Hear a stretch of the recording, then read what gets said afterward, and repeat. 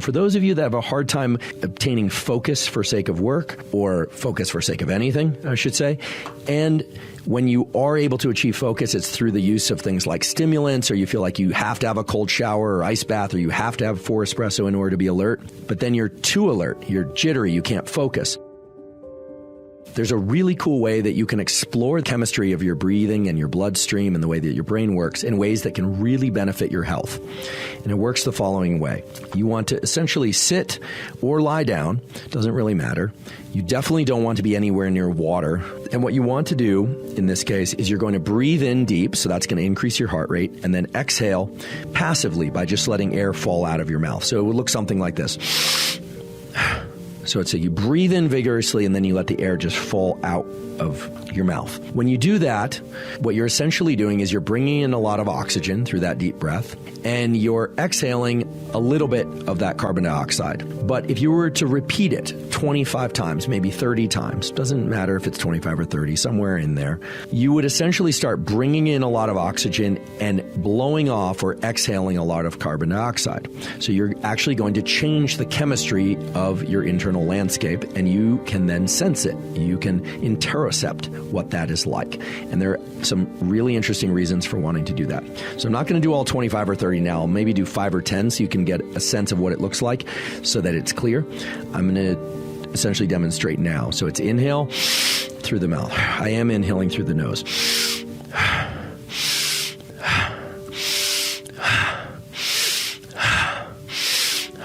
So it's essentially, a 2-second or so inhale and then a 1 second or so exhale. And as I was doing that, I can kind of feel my face get flush and my body is heating up and my brain is heating up. What's happening there? Well, that pattern of breathing is increasing levels of adrenaline in my brain and body, and I'm getting more alert. Then after 25 or 30 of those, you exhale all your air. You dump all your air. You can do that with your nose or your mouth. And then you hold your breath with your lungs empty for about 15 to 30 seconds. A very interesting exploration of how you can shift the chemistry of your bloodstream by modulating your air, by modulating the mechanics of your diaphragm and lungs, and thereby shift the way your mind works, your brain.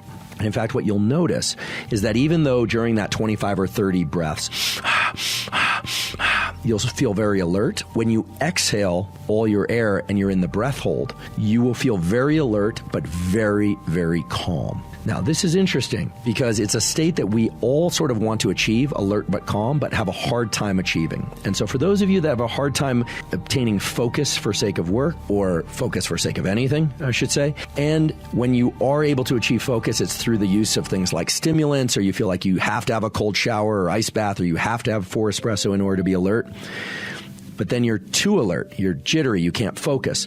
This pattern of breathing can lend itself very well to entering states of alert but calm for the 10 or even 20 minutes that follow that breathing. When our eyes are directed upward, literally when our eyelids are open, no surprise there, and when our eyes are directed upward, it creates a state of heightened alertness. And this has a relationship to the brainstem neurons that create alertness and their control over the muscles of the eye and, believe it or not, the eyelids. Now, it's not the case that if you are absolutely exhausted and you need to feel more alert, that looking upward is going to make you feel wide awake, although it will help support your levels of alertness. The point here is that you can optimize your workstation in a physical way that leverages this aspect of the visual system and your level of alertness. Since most of us want to be awake while we're working, try and position your screen or your tablet, whatever device you happen to be working on, at least at eye level and ideally slightly higher. Now, if you think about it, most people are not doing this. Most people are looking down at their computer or tablet or are angling their eyes at their screen at about 30 degrees. That is not going to support heightened states of alertness and optimal attention. In fact, the opposite relationship between eye position and alertness is also true. When we look down, when our eyelids are slightly closed, it tends to decrease our levels of alertness and increase our levels of sleepiness. I really want to emphasize this, that there's a bidirectional or reciprocal relationship between the brainstem areas that control alertness and the eyes, meaning how alert you are controls how open or closed your eyes are. No surprise there. But also that how open and upward directed your eyes are will increase your levels of alertness. And if your eyes are pointed downward and your eyelids are hooded, like they're slowly closing, like Costello's always are, you'll feel more sleepy, especially if you're somebody who tends to have that mid-morning sleepiness or mid-morning crash. I would do a 90-minute bout of work. Now, why 90 minutes? Well, the brain is going through these 90-minute so-called ultradian cycles throughout the entire day and night. Every 90 minutes, we shift over from being very alert to being less alert and then back to alert again. Here's how it works. At the start of one of these 90-minute ultradian cycles, my brain is not quite engaged in whatever it is I'm trying to do. Now, oftentimes, I have things jumping into my mind. I've got distractions, etc. I'll talk about how to deal with those distractions in a moment. But I set a timer for 90 minutes, and I try and get a strong bout of work done inside of that 90 minutes with the full understanding that the entire 90 minutes is not going to be uniform in terms of my ability to focus. There will be kind of peaks and valleys within that, but that 90 minutes is about what the brain can handle in terms of a dedicated effort for high degree of focus. Here's an interesting little tip that's grounded in physiology. You have a direct neural connection from your bladder to your brainstem areas that increase alertness. This is why when you have to go to the bathroom, when you have to urinate, it is extremely agitating, right? It can be very, very agitating. I'm not encouraging you to get so agitated by filling your bladder so much and resisting going to the bathroom that you are uncomfortable and can't focus. But I generally will just drink liquids and work away, and I won't walk away to go use the bathroom unless I absolutely have to. In addition, I use low-level white noise. This is something that is supported by quality peer-reviewed data.